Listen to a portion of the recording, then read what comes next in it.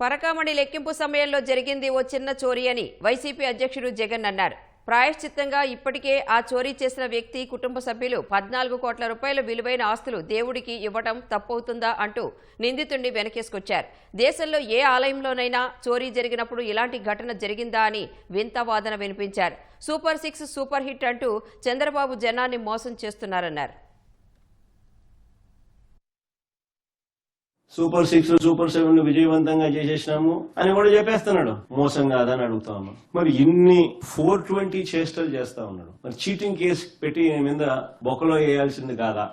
ముగ్గురిని బొక్కలో వేయాలి చీటింగ్ కేసు పెట్టి. కొత్త గవర్నమెంట్ కాలేజీల ప్రైవేటీకరణపై ప్రజలు తీవ్రంగా వ్యతిరేకత చూపిస్తా ఉన్నా కూడా ఈ నిర్ణయాన్ని వెనక్కి తీసుకోకపోవడంతో 175 నియోజకవర్గాల్లో మా పార్టీ భారీ ర్యాలీలు ప్రజల తరపున ప్రజలతో కలిసి ప్రజల గొంతుకను ఇప్పటికే వినిపించడం జరిగింది.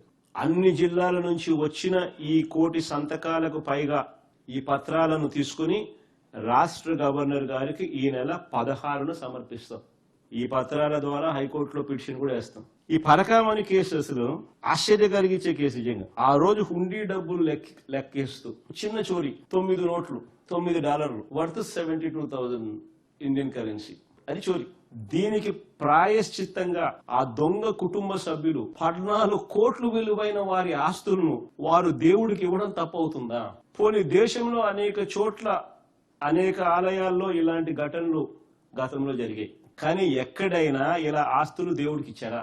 నేను అడుగుతా ఉన్నా, అందరినీ ఆలోచన చేయమని అడుగుతా ఉన్నా. ఈ దొంగ దొరికినప్పుడు కేసు నమోదైంది. తిరుపతి కోర్టులో ఛార్జ్ షీట్ వేసినారు. మెగా లోక్ అదాలత్ కోర్టులో కేసును పరిష్కరించారు.